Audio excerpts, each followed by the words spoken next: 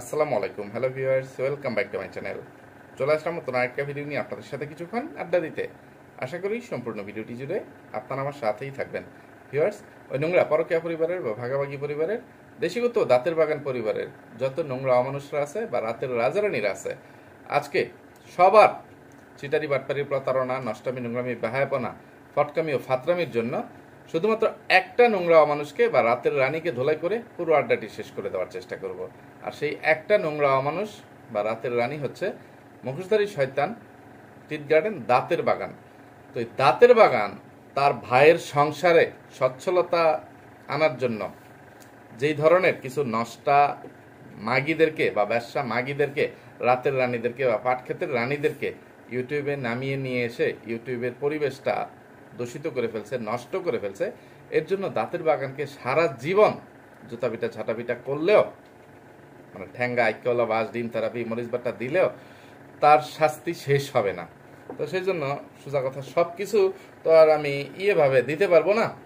ঝাড়ুটা বা হাসুনটা হাতে নিয়েই বসলাম, ঠিক আছে?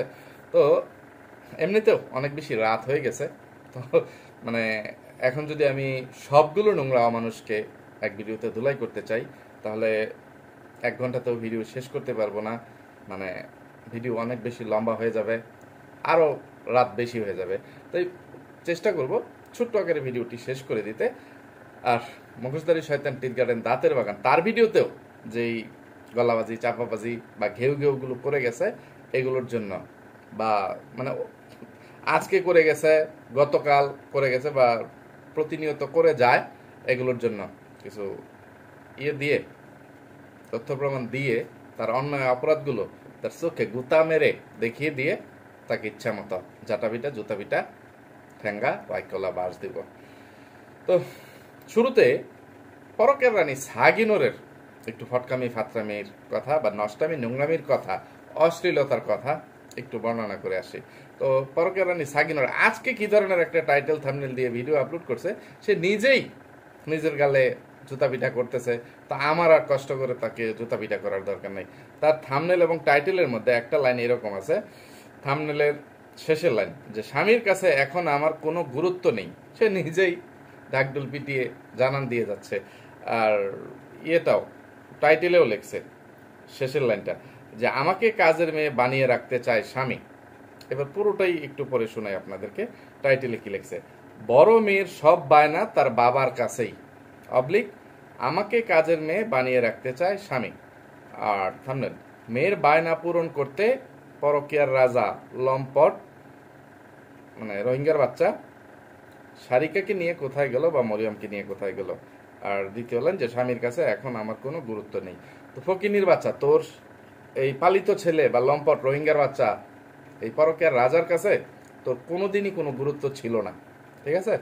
মানে সোজা কথা, তুই ইউটিউব থেকে নষ্টামি নোংরামি করে যে টাকা পয়সাগুলো আয় রুজি করতে পারতেছিস, তাকে সেইগুলো দিতে পারতেছিস। ওই যে মামুন লায়লা, মামুন লায়লা, মামুন লায়লা, মানে আলিফ লায়লা না, ঠিক আছে, মামুন লায়লা। যে লায়লা ওই বুড়া বেড়ি, ব্লু ফেয়ারি লায়লা, সেই বুড়া বেটি যতদিন পর্যন্ত মামুনকে দিতে পারছে, ততদিন পর্যন্ত ওই টিকটকার বা নাপিতের বাচ্চা মামুন লায়লার গুণগান গাইছে। অনেকবার লায়লাকে ছেড়ে দেওয়ার চেষ্টা করছে বা ছেড়ে চলে গেছে, আবার চলে আসে, মানে কিছু মানে স্বার্থের লোভে বা ভয় ভীতি, এটা সেটা নানান কিছুর কারণে, যে মানে সবাই তাকে চিনে গেছে, জেনে ফেলছে। তার পিছনে অনেক মিডিয়া আছে, সাংবাদিক টাংবাদিক লাগবে, আইন প্রশাসনের মার পেছে পড়বে, নানান ভয়ভীতির কারণে অনেকবার ফিরে আসছে। শেষবার যখন ফিরে আসে নাই, লায়লা মামুনকে মানে জেলের ভাত খাওয়াচ্ছে, ঠিক আছে? এরপরে অমান হয় না, বেশি দিন খাওয়াইতে পারবে, কারণ মানে লায়লার কথাবার্তাতেই প্রমাণিত যে লায়লা স্বইচ্ছায়, মানে স্বেচ্ছায় মামুনকে মানে পেতে দিত খাট কাঁপানোর জন্য, ঠিক আছে? তো এটাকে ধর্ষণ বলে? বাংলাদেশে যে মানে ধর্ষণ কাকে বলে, এইসব বিচারকরা যে কি খেয়ে বিচার করে বা মানে যারা মামলা নেয়, তারা যে কি খেয়ে মামলা নেয় আমি বুঝি না। যে ধর্ষণ কাকে বলে এই জিনিসটা এখনো পর্যন্ত বোঝে না। যে প্রেম করে একটা ছেলে মেয়ে মানে নষ্টামি নোংরামি করলো, সেখানে মেয়েটা হঠাৎ করে যদি বলে যে ছেলেটা আমাকে ধর্ষণ করছে, তাহলে নাকি ধর্ষণ মামলা হয়ে যায়।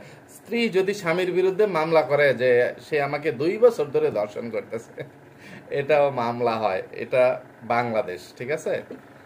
আবার লাইলা ক্যামেরার সামনে এসে বলে, মামুন যদি সবকিছু ভুলে আমাকে আগের মতো ভালোবাসে, তাহলে তার বিরুদ্ধে আমি মামলা তুলে নিব। এইসব স্বীকারোক্তি দেওয়ার পরেও ধর্ষণ মামলা মানে দাঁড়ায়। আচ্ছা, যাই হোক, আমি লাইলা মামুনকে নিয়ে কথা না বলি।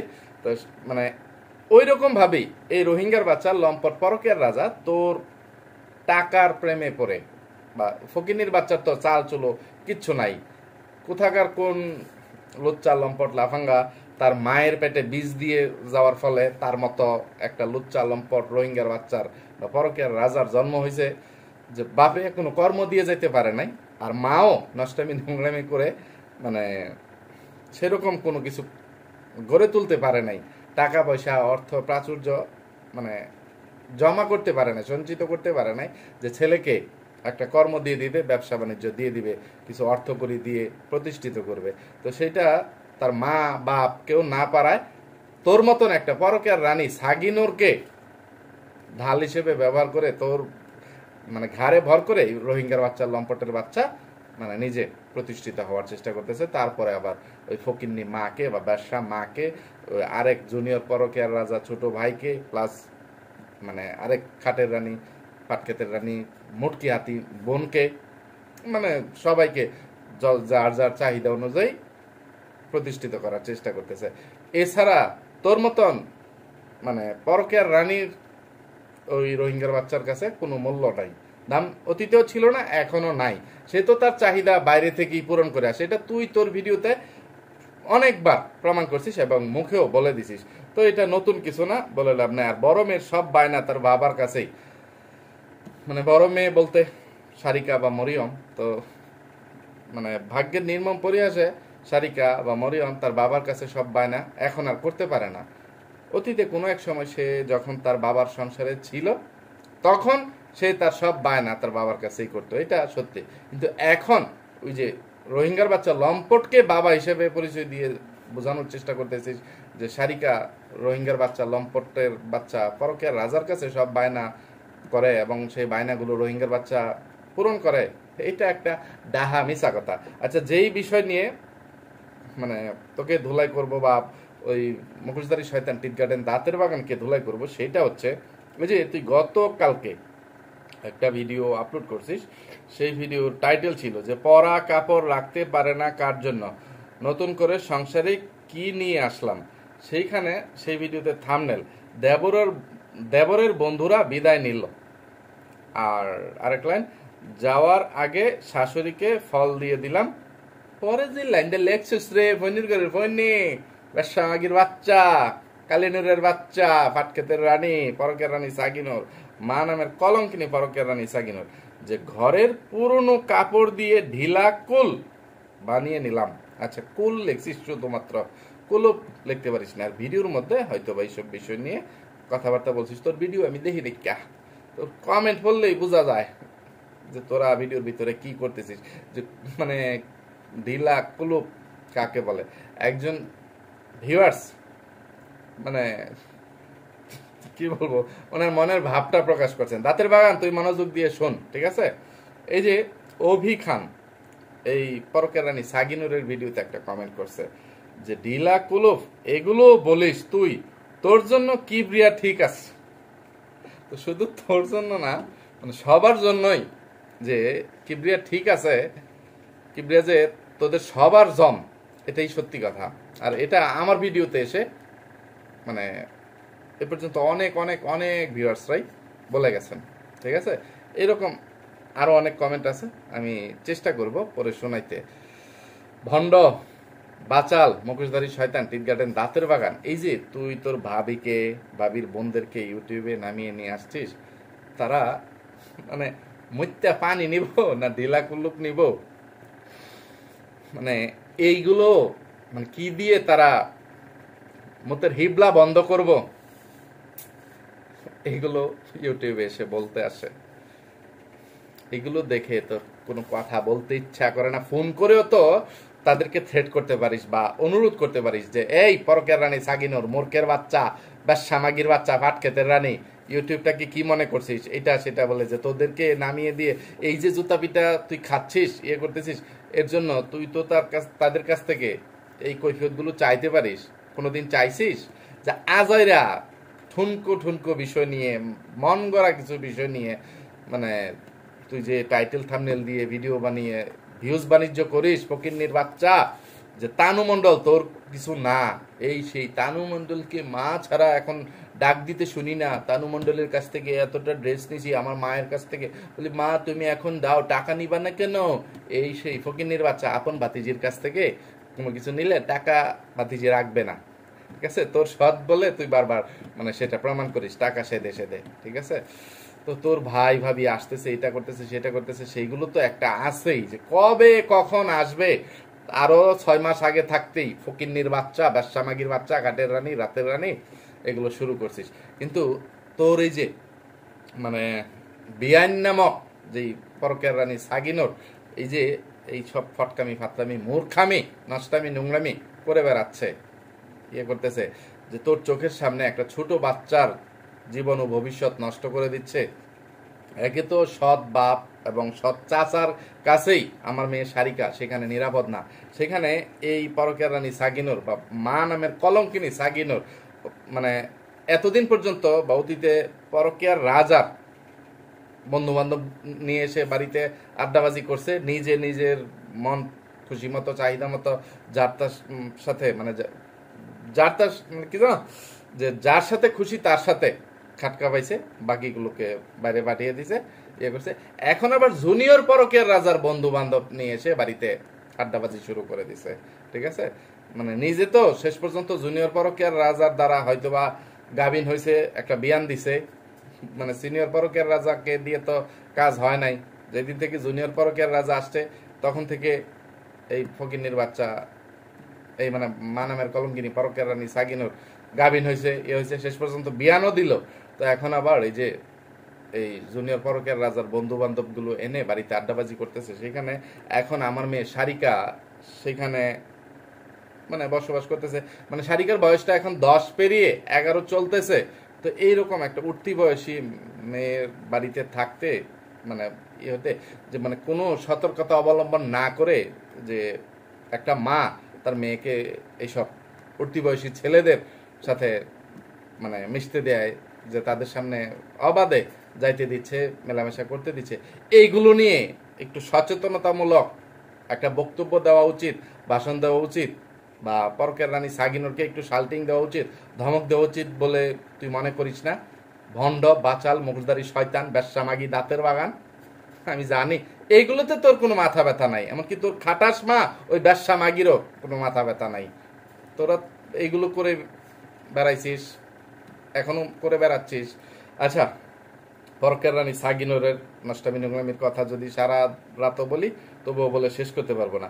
এবার তোকে নিয়ে আরো কিছু কথা বলি। এই যে তোকে নিয়ে একটা কমেন্ট আসছে, অনেকগুলো কমেন্ট আসছে, আমি একে একে পড়ে যাচ্ছি।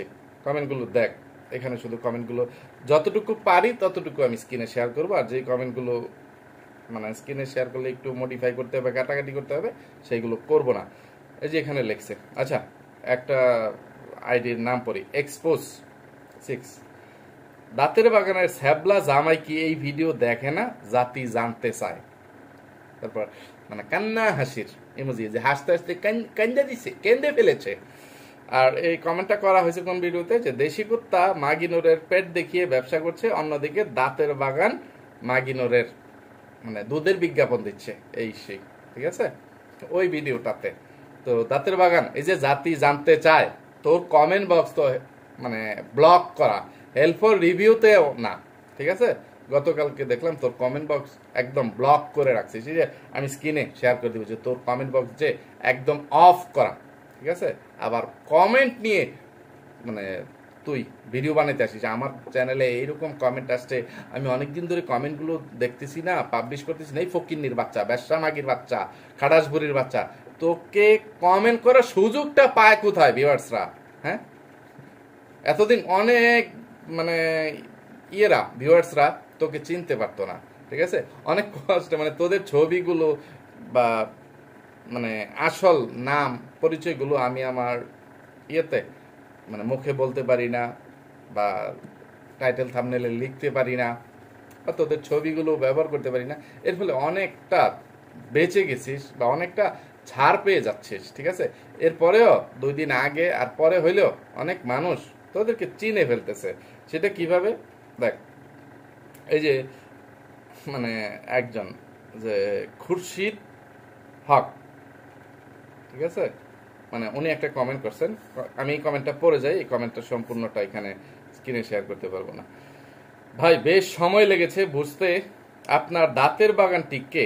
সেই মালয়েশিয়ায় বাংলাদেশ ডট ডট, যার ওখানেও আর একজনের হাজবেন্ডকে নিয়ে অ্যাফেয়ার চলছিল। উনি তো বেশ গুছিয়ে কথা বলেন, একই কথা বারবার ঘুরিয়ে ঘুরিয়ে কিভাবে ব্লগ লম্বা করা যায়।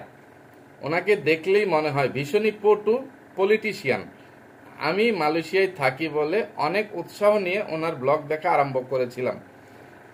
একসময় মনে হলো অশিক্ষিত মহিলার কথা শোনা নিজের সময় নষ্ট করা ছাড়া আর কিছুই না। আর ওনার এই অ্যাফেয়ার শুনে আরও কেমন লেগেছে। এরকম একটা মহিলা যার ভাবি সহ পুরো পরিবারই দুশ্চরিত্রের, উনি কোথা থেকে অনেক বড় বড় কথা বলেন। ওনার হাজবেন্ড তো আগে কোনো কথাই বলতে পারতো না, মহিলার চেষ্টায় উনিও দাঁড়িয়ে গেছে। তো তোর ক্যাবলাকান্ত এই ফকিন্নির বাচ্চা কার্টুন পায়জামাকে নিয়ে আরো কিছু কমেন্ট আছে। তার আগে আরো একটা কমেন্ট আমার চোখের সামনে পড়ে গেছে। এটা সজীব খান ভাই মানে আমার একটা ভিডিওতে করছেন। এই যে একটু আগে যেই ভিডিওটা মানে টাইটেল থাম্বনেল বললাম যে দেশি কুত্তা মাগিনের প্যাট দেখিয়ে কিভাবে ব্যবসা করতেছে, তুই তোর ভাবির দুধের বিজ্ঞাপন কিভাবে দিচ্ছিস, সেখানে এই সজীব খান ভাই একটা মানে ঘোষণা দিচ্ছেন, যদি সম্ভব হয় তুই তোর ভাবির একটু দুধ এই সজীব ভাইয়াকে এনে দে না, সজীব ভাইয়ার কাছে একটু বিক্রি কর, আমি মিডিয়া ম্যান হিসেবে থাকবো, ঠিক আছে?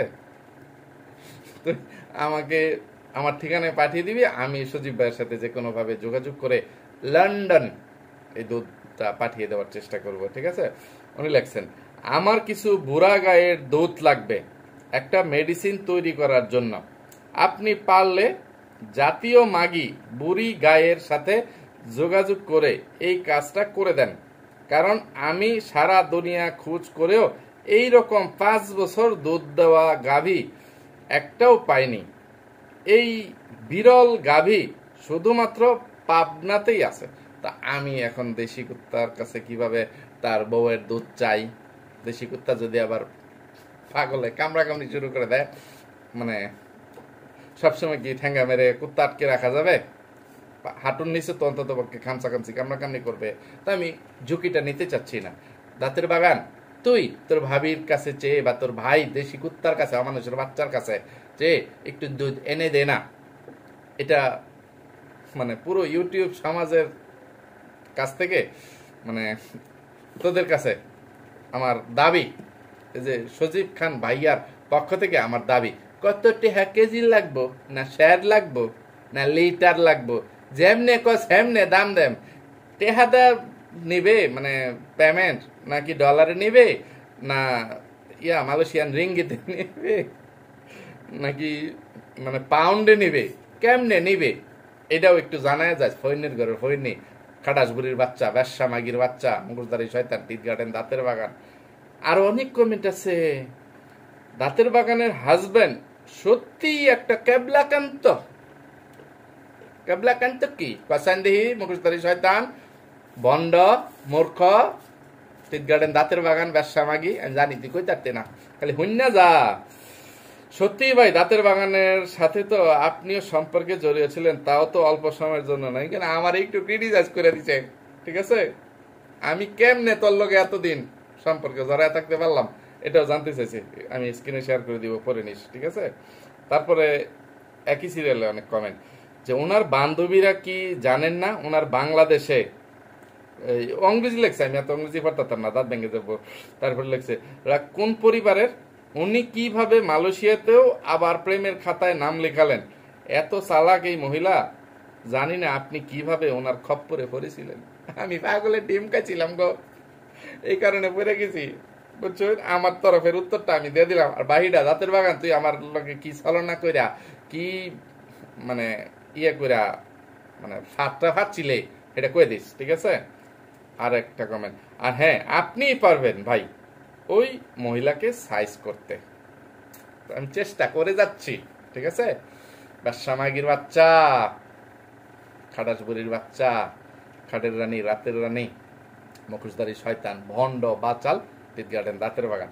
আরো অনেক কমেন্ট ছিল, এখন যদি সেইগুলো পরে শোনাইতে যাই তাহলে আমার ভিডিও অনেক লম্বা হয়ে যাবে। তুই এদিকে আজকে যে ধরনের একটা টাইটেল থাম্বনেল দিয়ে ভিডিও আপলোড করছিস যে ভাইয়ার সাথে হঠাৎ করে ঝগড়া, ছোট একটা বিষয় নিয়ে কান্নার ইমোজি আর টাইটেল, এত সুন্দর একটা সময় আসছে আর ঝগড়া লেগে গেল ভাইয়ার সাথে, কি আর করা, মানে অবলিক কি আর করার। এই খানকি মাগির বাচ্চা, ব্যবসা মাগির বাচ্চা, খাড়াসবুড়ির বাচ্চা, তোর ভাইয়ের সাথে এই অমানুষের বাচ্চা কোলাঙ্গার দেশি কুত্তার সাথে, বা আমার পেয়ারি লাল্লু দেশি কুত্তার সাথে তোর কি নিয়ে কাজ্জা হয়েছে রে, ঝরগা হয়েছে রে?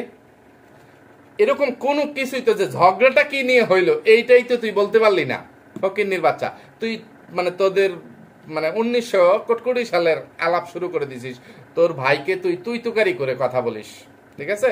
তোর মা বাবা অনেক তোকে বোঝাইতো, বা তোর আত্মীয় স্বজনরা মুরব্বীরা বলতো তুই তোর এত বড় ভাইকে কেন তুই করে কথা বলিস, তখন তোর ভাই তোর পক্ষে সাপোর্ট করতো যে আমাকে তুই করে বলে তাতে সমস্যা নাই, আমার একটা মাত্র বোন, তুই করে বলুক না, আমার ভালোই লাগে। আর তোরও অনেক ভালো লাগে, তুই কারো শাসন বারণ শুনিস নাই, বেয়াদবের মতো তুই তুকারি করিস, এইটাই বলতেছিলি। তো তোর ভাইয়ের সাথে যে কি নিয়ে তোর ঝগড়াঝাটি হয়েছে, তোর ভাই ভাবি কবে আসবে, বা তোর ছেলের জন্মদিন, তোর জন্মদিন এটা কবে আইতাছে না আইতাছে, এইগুলো বলতেছিলি। যে তোর ছেলের জন্মদিনে তোর ভাই ভাবি, ভাতিজা ভাতিজি, তোর মা তারা আসতে পারবে না, কারণ তোর যে ভাতিজা আছে ওই মানে কুত্তার বাচ্চাটা বা ওই ইস্ত্রে পাকা ছেলেটা, তার পরীক্ষা নাকি জুলাইয়ের 30 তারিখ শেষ হবে। এরপরে দেশি কুত্তা, এই ব্যবসা মাগি ডাইনি মাগিনোর, তোর খাটাস বুড়ি ব্যবসা মাগি তোর মা, তারা ঢাকায় এসে তোর কিছু পছন্দের জিনিস কেনাকাটা করবে, বা তাদেরও কিছু কেনাকাটা আছে, এটা সেটা আছে, এইগুলো বগর বগর বগর বগর ঘেউ ঘেউ করতেছিলি। কিন্তু ওই যে তুই আর তোর ভাই কি নিয়ে ঝগড়া করলি, এমন কোনো কথা মানে আমাদেরকে তুই জানাইতে পারলি না, শোনাইতে পারলি না। তোদের কাজ্জা ঝগড়ার কথাই মানে শেষ ছিল না, কি নিয়ে তোদের কাজ্জা বা ঝগড়া। ব্যবসা মাগির বাচ্চা, খানকি মাগির বাচ্চা, তোর ফাইলে রে একদম এটা মনে হতো তার কাটা মাইরা এবার ফেরাক মাইরা তোর তলদেশ যায়, খালি দিতাম আর বার হতাম ফইনির করে ফইনি খানকির বাচ্চা। এত জুতা পিটা ঝাঁটা পিটা খাওয়ার পরেও তোর লজ্জা হয় না? আর কবে হবে? আর বউকে এত এত জুতা পিটা ঝাঁটা পিটা খাওয়ানোর পরেও ওই ক্যাবলাকান্ত ওই ফকিন্নির বাচ্চা কার্টুন পায়জামার এখনো কোনো লজ্জা শরম হয় না। যে ইয়ে দেখছি তোদের পরিবারের পুরুষদের মতো, মানে পুরুষের মতন দেখতে যেসব মানে ফকিন্নির বাচ্চারা আছে, গৃহ কুত্তারা আছে, এই মানে ক্যাবলাকান্ত কার্টুন পায়জামা, এই অমানুষের বাচ্চা, জানোয়ারের বাচ্চা, দেশি কুত্তা, ওই রোহিঙ্গার বাচ্চা, লম্পট পরকিয়ার রাজা, তারপরে এই যে হাগু খাইছ বোলা মিয়া, এই নয়া বাধা মিয়া, তাদের মতন মেরুদণ্ডহীন কোমর ভাঙ্গা কাপুরুষ আমি আমার জীবনে মানে এই কয়েকটাকে বাদ দিয়ে আর কোথাও দেখি নাই, ঠিক আছে। ওইদিকে তো ওই যে তানুমণ্ডল ওইরকম একটা জগিয়ে নিছে, আবার মাল্টিফ্লাক মাল্টি নোংরাও জোগাড় করে নিচ্ছে, ঠিক আছে। এইসব মানে ধ্বজভঙ্গ মার্কা কাপুরুষদেরকে যে তোরা কোথা থেকে মানে জোগাড় করিস, এগুলো যে কোন কারখানায় কোন ফ্যাক্টরিতে মানে পাওয়া যায়, এইগুলোর সন্ধান শুধুমাত্র তোদের কাছেই আছে রে। তো ফকিন্নির বাচ্চা, খাটের রানী, রাতের রানী, ব্যবসা মাগির বাচ্চা, দাঁতের বাগান, তোর আরো অনেক অন্যায় অপরাধের জন্য তোকে আরো কতক্ষণ একলা বাস দেওয়ার ইচ্ছা ছিল। আর জুতা পিটা ঝাঁটা পিটা মানে বট গাছ, নারিকেল গাছ, সুপারি গাছ, ডিম থেরাপি, মরিচ বাটা, এগুলো তো আছে, কিন্তু সময়ের অভাবে সেগুলো আর দিতে পারতেছি না, কারণ এমনিতেই অনেক রাত হয়ে গেছে। আর আমি যদি আরো তোর ফটকামি ভাতামি চিটারি বাটপারি প্রতারণার কথাগুলো বর্ণনা করতে চাই তাহলে আমার ভিডিওটা আরো বেশি লম্বা হয়ে যাবে। তাই আজকে আর ভিডিও লম্বা না করে আজকের মতো এখান থেকেই বিদায় নিচ্ছি। তো আপাতত চোখের সামনে থেকে বিদায় হয়ে পরবর্তী ধুলাইয়ের জন্য ইয়ানাফসি করতে থাক, ঠিক আছে। তো ভিউয়ার্স আজকের মতো এখান থেকেই বিদায়। এতক্ষণ পর্যন্ত ধৈর্য ধরে যারা আমার সাথে ছিলেন সবাইকে অসংখ্য ধন্যবাদ। আর এতক্ষণ পর্যন্ত আমার ভিডিওটি দেখেও যারা আমার ভিডিওতে লাইক দেন নাই তাদের কাছে অনুরোধ থাকলো আমার ভিডিওতে অবশ্যই একটা লাইক দিয়ে যাবেন। লাইক নিয়ে কেউ কৃপণতা করবেন না, কৃপণতা করলে খবর আছে কয়ে দিলাম আঙ্গুলে দুঃখ ভাই বাইন পরে আমরা দোষ দিতে পারতেন না, বুঝছেন? তো মনে রাখবেন যে গুরুত্ব সহকারে একটা লাইক দিয়ে থুয়ে যাবেন। ওকে, তো সবাই ভালো থাকবেন, সুস্থ থাকবেন, নিরাপদে থাকবেন। আমার জন্য, আমার পরিবারের জন্য, আমার দুটো সোনামণির জন্য মন থেকে দোয়া করবেন। আল্লাহ হাফেজ, আসসালামু আলাইকুম।